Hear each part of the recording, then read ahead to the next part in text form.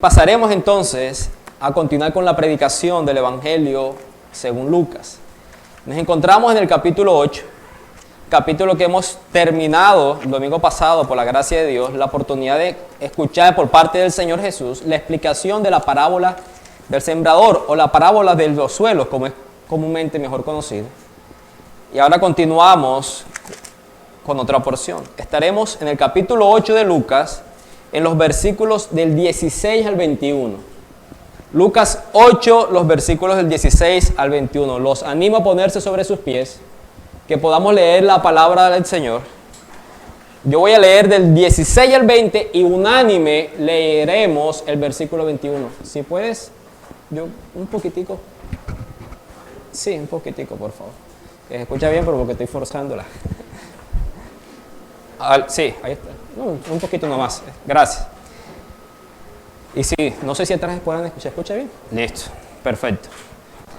Vamos a leer. Voy a leer los versículos 16 al 20 en el capítulo 8 de Lucas. Y ustedes juntos leeremos el versículo 21. Leo para ustedes la palabra del Señor. Nadie que enciende una luz la cubre con una vasija, ni la pone debajo de la cama, sino que la pone en un candelero para que los que entran vean la luz. Porque nada hay oculto que no haya de ser manifestado, ni escondido que no haya de ser conocido y de salir a luz. Mirar pues cómo es, porque a todo el que tiene se le dará, y a todo el que no tiene, aún lo que piensa tener se le quitará. Entonces su madre y sus hermanos vinieron a él, pero no podían llegar hasta él por causa de la multitud. Y se le avisó diciendo: tu madre y tus hermanos están afuera y quieren verte. Juntos.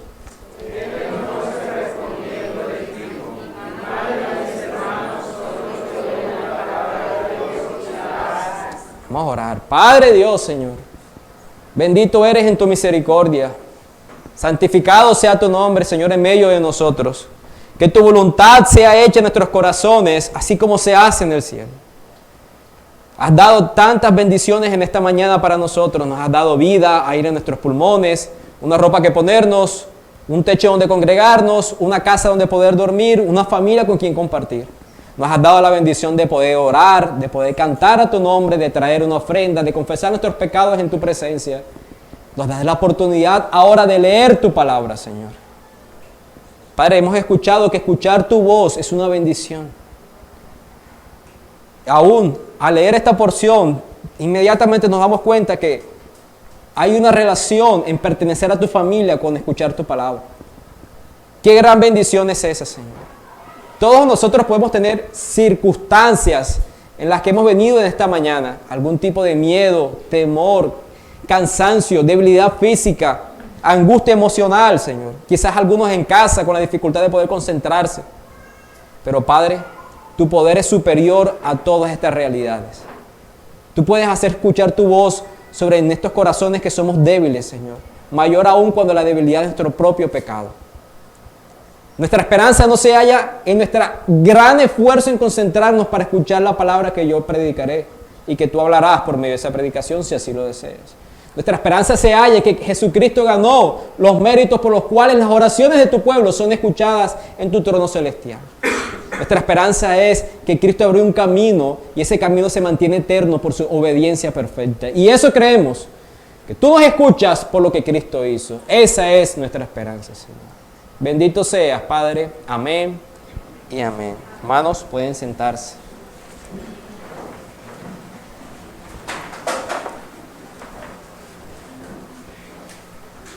Antes de continuar, cada cierto tiempo, lo recuerdo, ponernos de pie no es algo que todo predicador hace cuando invita a leer la palabra, pero para mí es un recordatorio delante de quién nos estamos presentando, como una actitud de reverencia, como cuando alguien llega. Eso se enseñaba antes, eso ya no se enseña. Cuando llegaba, usted estaba en su casa, llegaba papá, alguien, usted se levantaba, buenos días, saludaba de pie. Es como recordar de nuestros propios corazones delante de quién nos estamos presentando en esta mañana. ¿Dónde nos encontramos en el Evangelio de Lucas? Capítulo 8, los versículos 16 al 21. Pero en los versículos anteriores, particularmente los versículos del 4 al 15, estuvimos compartiendo en los sermones lo que conocemos como la parábola del sembrador. que al final nos comprendimos que se trataba más acerca no del que siembra, sino del tipo de suelo que recibe la siembra. Para nosotros fue de mucha relevancia poder comprender que el reino de Dios avanza mientras que su palabra es predicada o sembrada, pero que no siempre esa predicación o esa siembra de la palabra tiene los resultados que esperaría. Eso sucede. Usted mismo puede ser evidencia de eso. Quizás usted es el único creyente de su familia. Quizás es el único creyente de su trabajo. Quizás es el único creyente de su vecindario.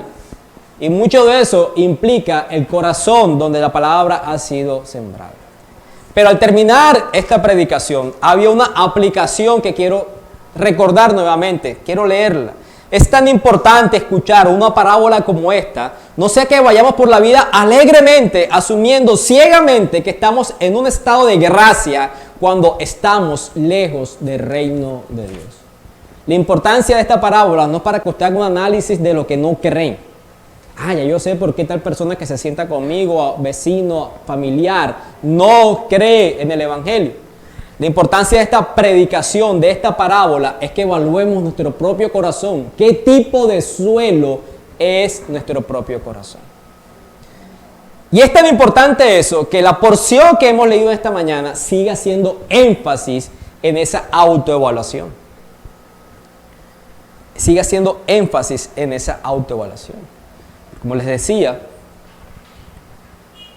y según esta parábola, nos dábamos cuenta que en cada uno de los suelos, esos suelos escuchan la palabra. El suelo duro, el suelo rocoso, el suelo con maleza y aún el suelo bueno y recto, que es el corazón del hombre. Cada uno de ellos oyen la palabra. Algunos la rechazan inmediatamente, otros dan frutos momentáneos o frutos emocionales, otros dan un fruto que perdura, pero todos escuchan la palabra. Y no hay nada de malo en escuchar la palabra de Dios. No hay nada de malo en eso. Pero la explicación que Jesús nos dio acerca de un fruto que permanece, que persevera, nos deja evidenciar que no es meramente la escucha de la palabra de Dios lo que tiene que ser relevante para nosotros. El mismo Señor advirtió en el versículo 8, el que tiene oídos para oír, que oiga. Es decir, hay una relevancia en evaluar qué tipo de escucha estamos haciendo frente a la palabra de Dios que se nos es enseñada. En estos versículos que leímos, el 16 al 21, ese énfasis continúa, particularmente el versículo 18.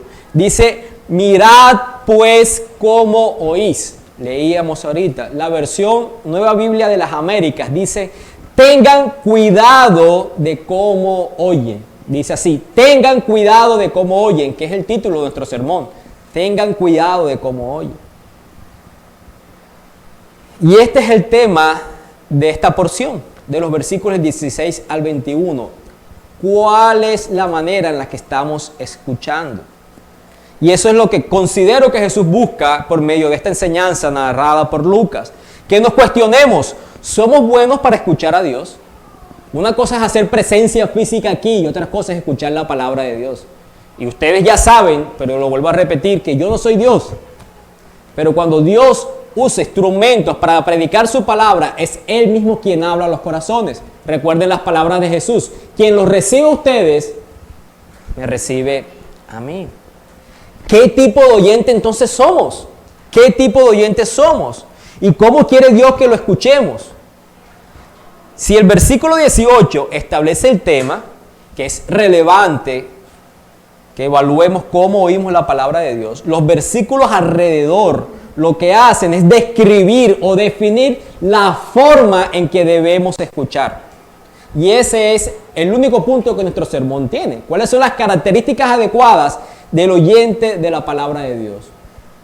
No solamente es la presencia física, sentarse a escuchar, sino que hay unas características que estos versículos alrededor del 18 nos evidencian.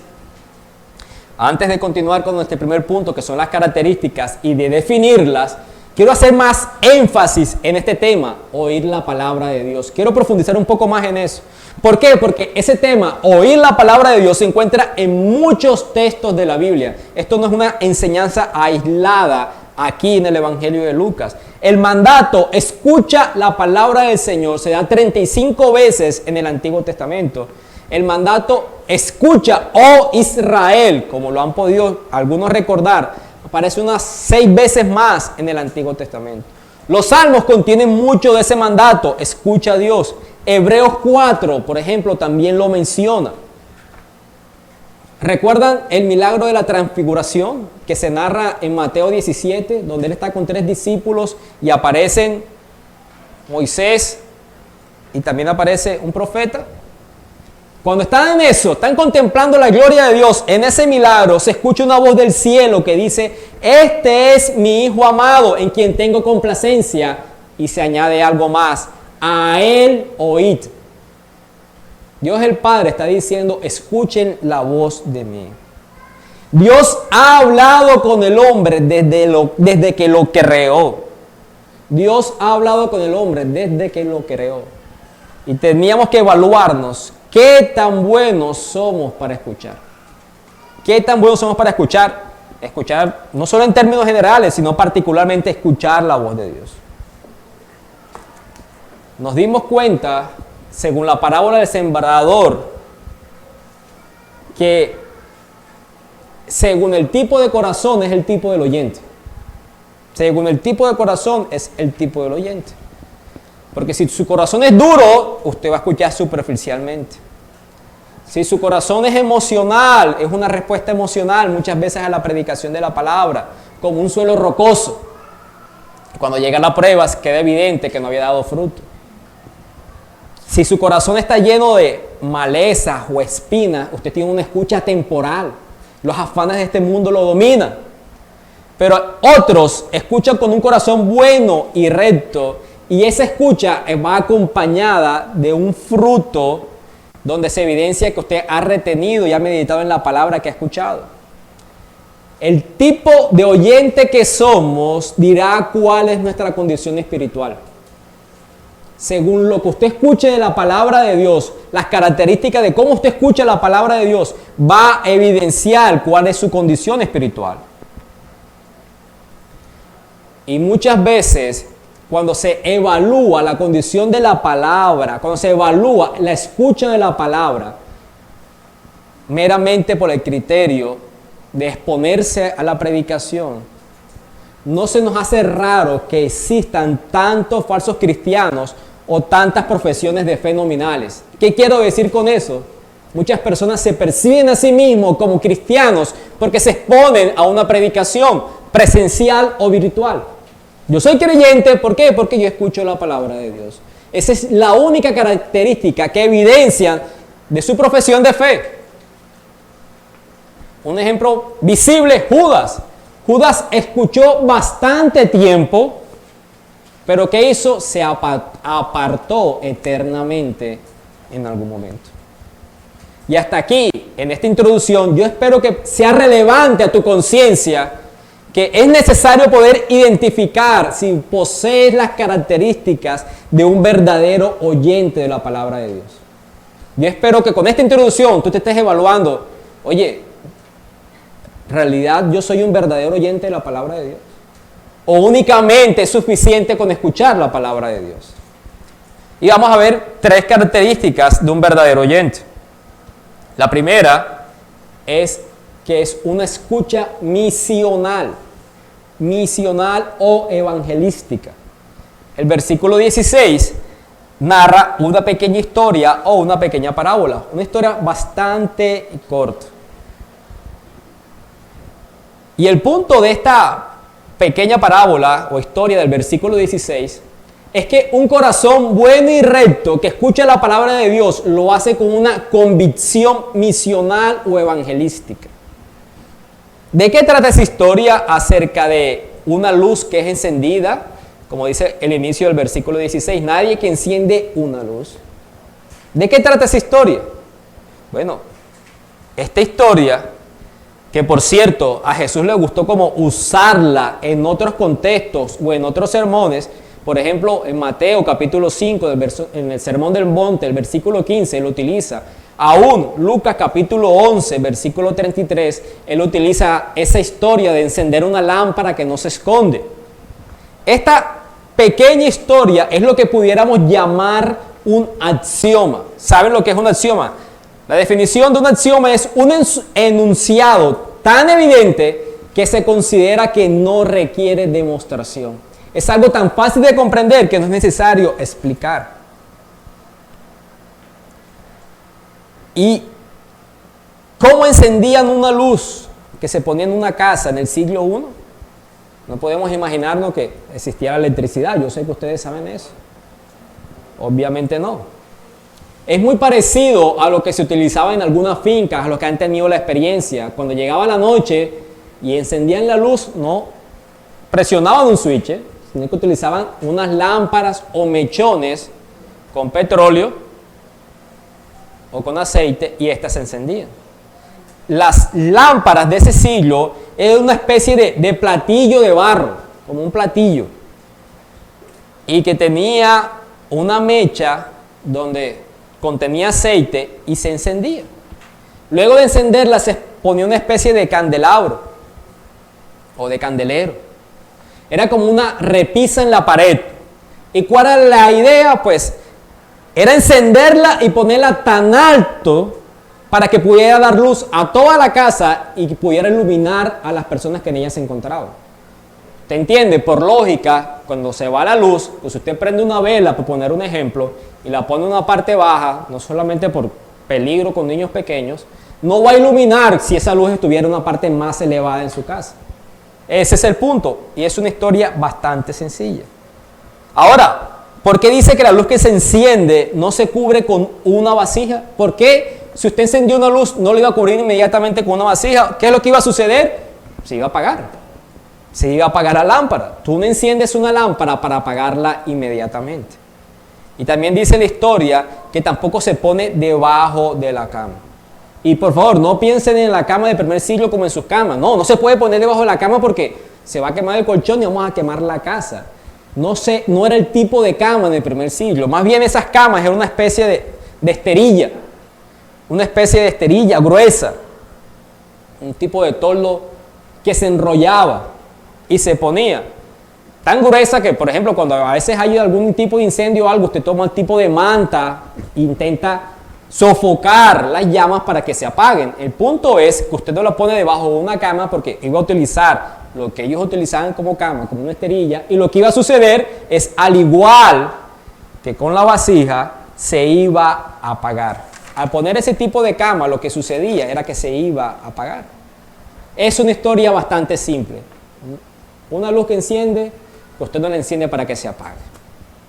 Cualquiera puede entenderla, pero ¿de qué habla Jesús? ¿De qué está hablando Jesús? ¿Qué es lo que él intenta ilustrar con ocultar la luz de la lámpara?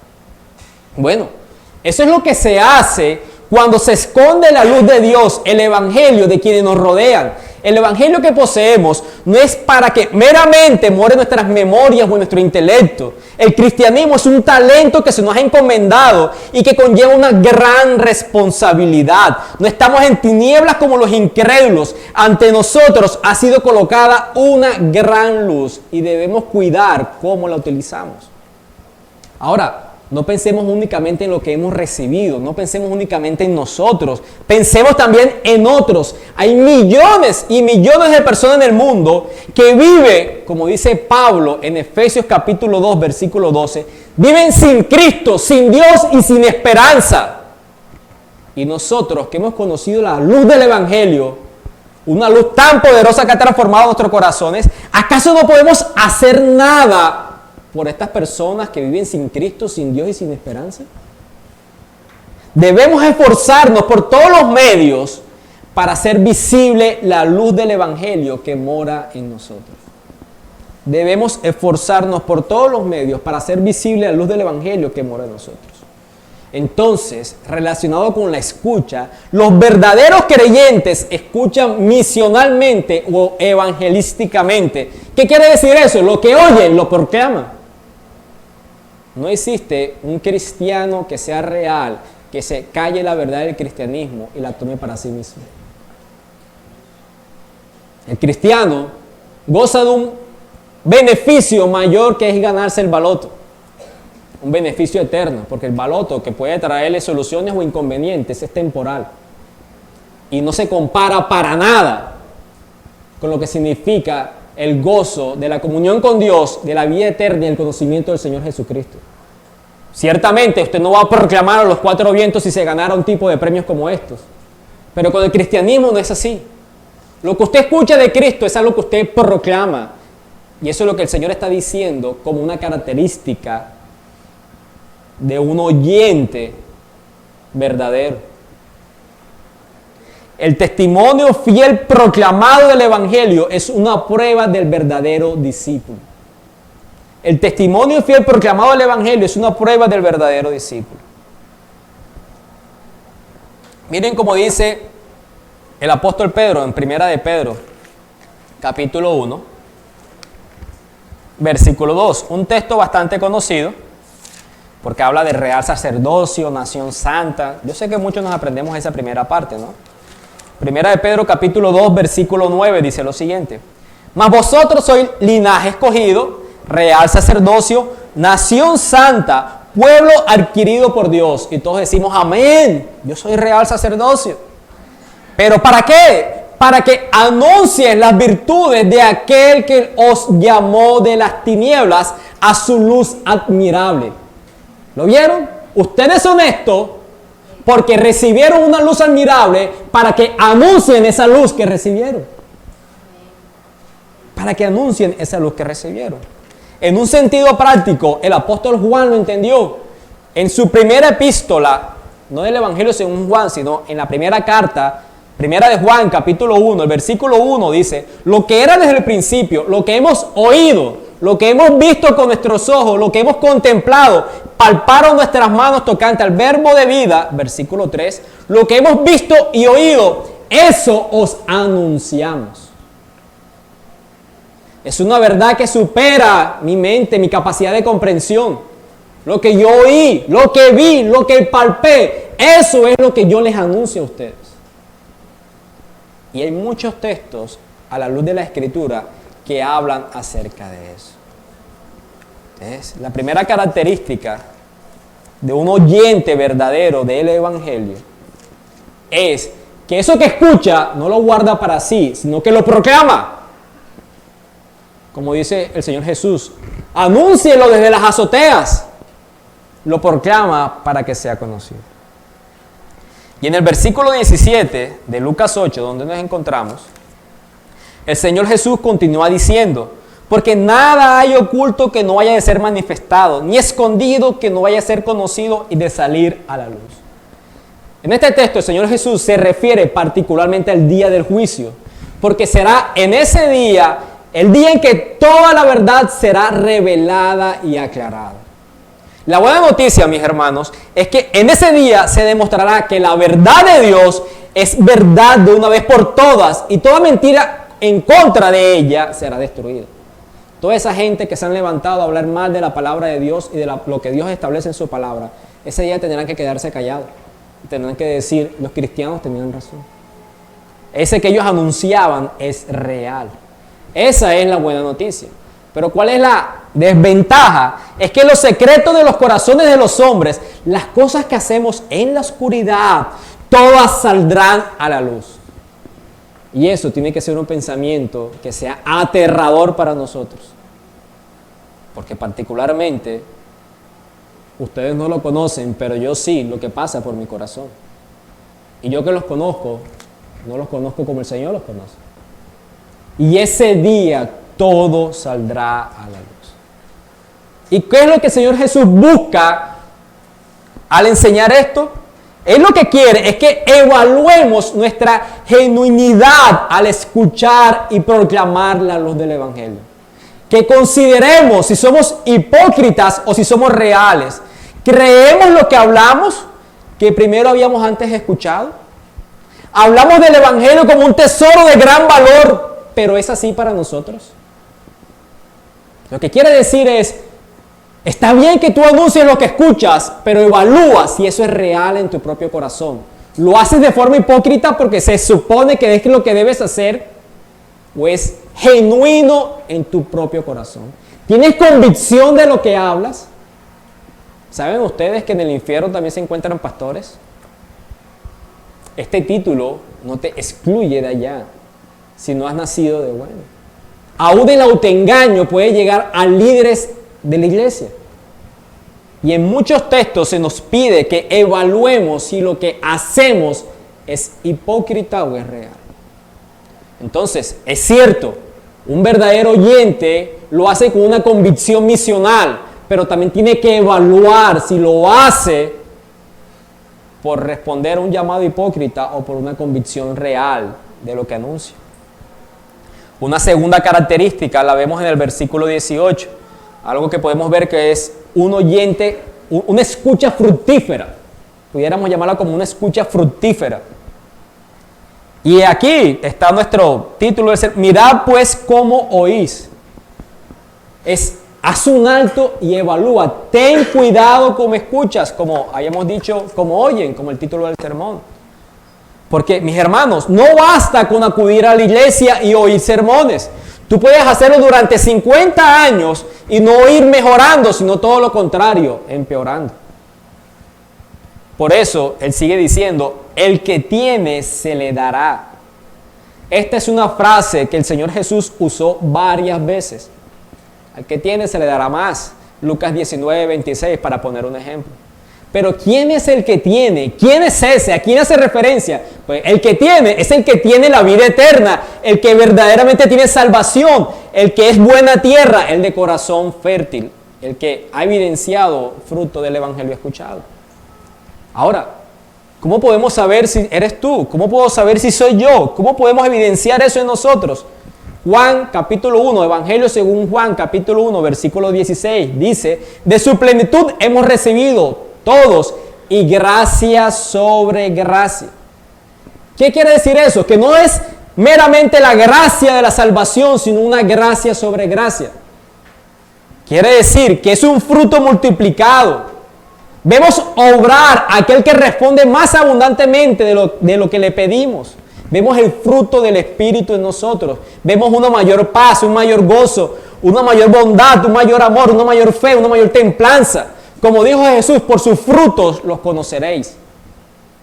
No se trata únicamente que tú percibas a ti mismo que el Señor te ha salvado, sino que sea evidente en ti el fruto de esa salvación, gracia sobre gracia. Él no solamente te otorga salvación, sino que te otorga bendición tras bendición, transformación tras transformación. Perdonas como antes no perdonabas, tienes fe como antes no tenías fe, amas como antes no amabas, y eso va a un aumento. Y eso va en aumento. Yo tendría que preguntarte, ¿tú ves bendición sobre bendición, gracia sobre gracia en tu vida? Porque eso evidencia si eres un oyente verdadero. Porque si solamente escuchas el anuncio de la salvación y dices que lo crees, pero eso no da frutos constantes, perseverantes en tu vida, no contienes este tipo de características que es una escucha fructífera. Y una tercera y última característica se halla en los versículos 19 al 21.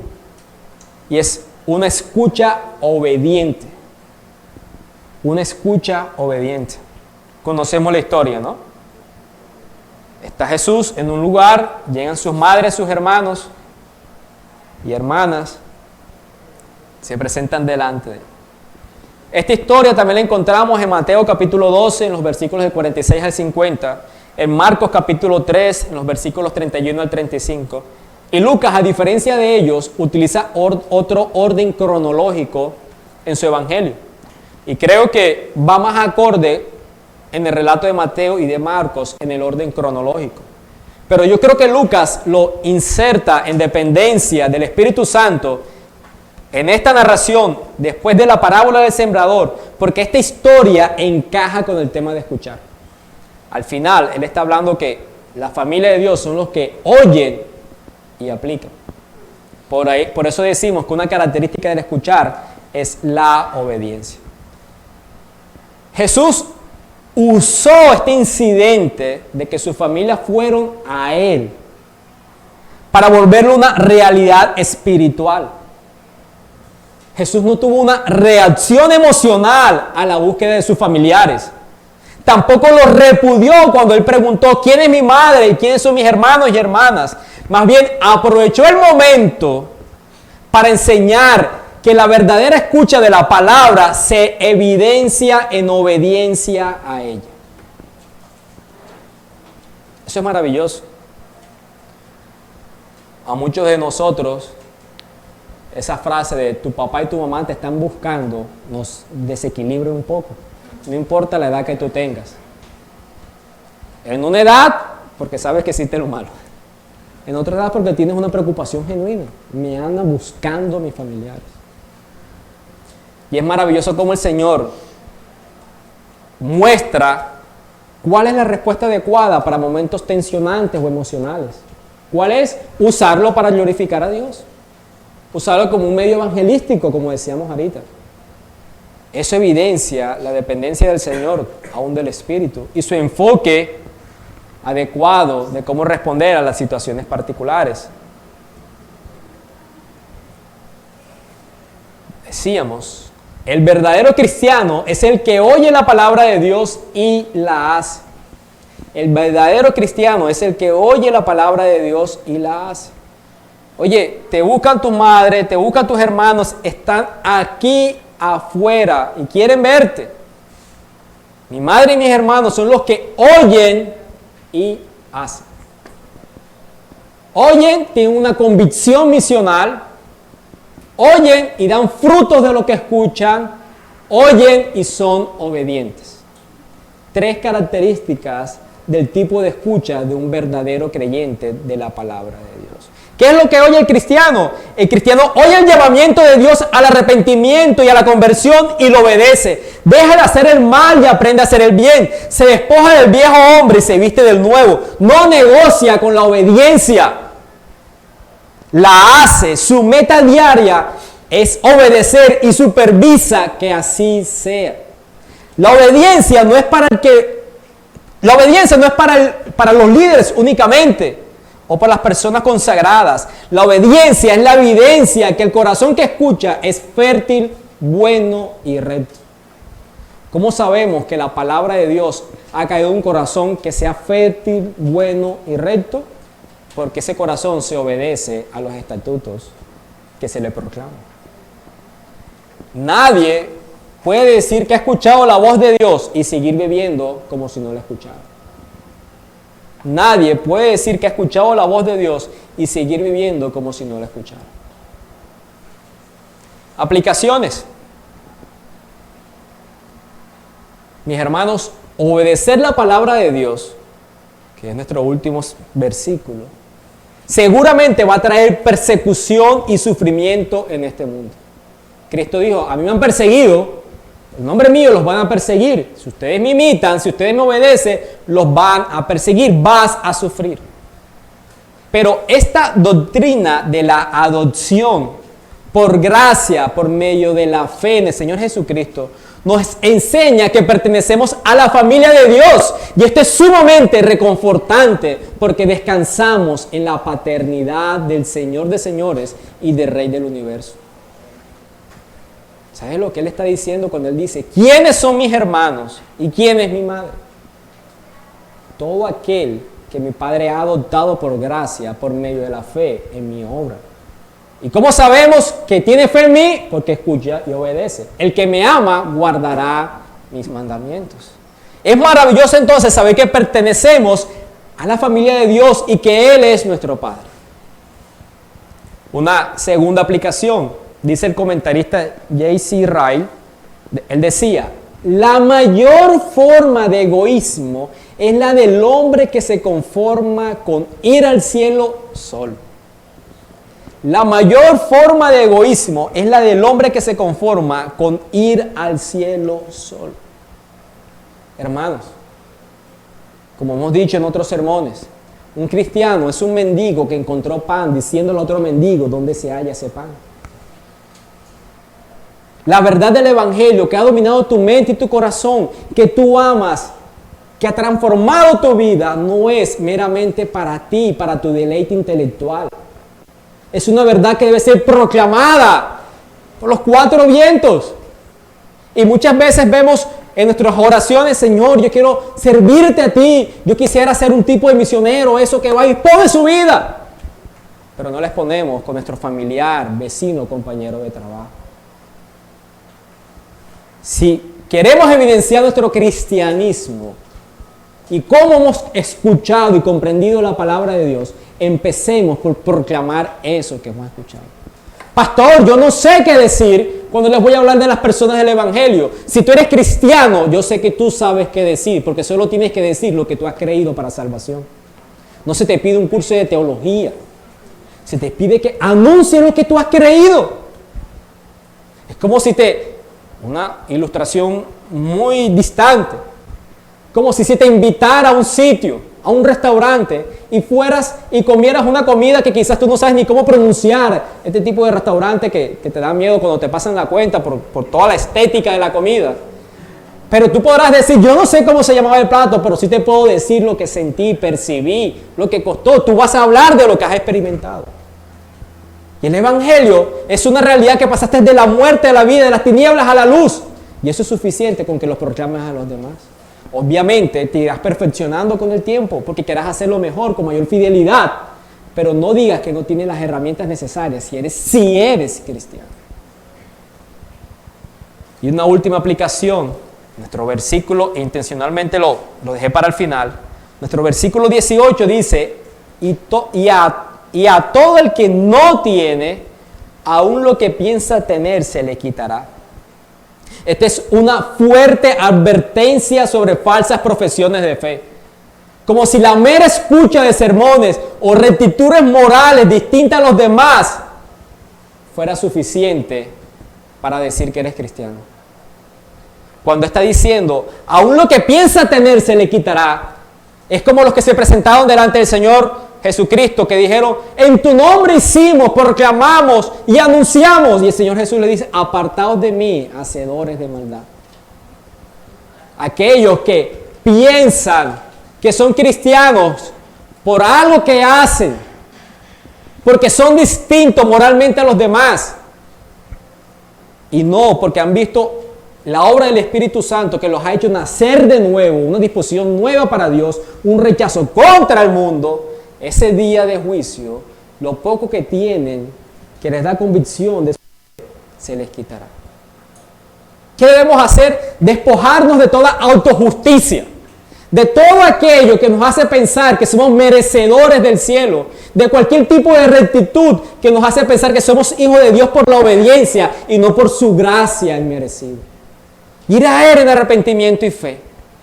Abrazarlo como nuestro único medio de salvación, confiando plenamente que sus palabras son verdad y que tiene gracia para transformar en más duro corazón. Abracemos la fe del Señor Jesucristo. Amén. Vamos a orar, querida iglesia. Amado Dios, Señor, gracias, Padre, por permitirnos esta corta enseñanza donde pudimos ver una serie de características que debemos evaluar si están presentes en nosotros. ¿Qué tipo de oyentes somos de la palabra? Deberíamos ser uno, según este texto, que tiene una convicción misional, que no nos quedamos callados de lo que hemos escuchado. Unos que den frutos según escuchan, porque es gracia sobre gracia lo que tú añades a tu vida mientras somos expuestos a la predicación de tu palabra.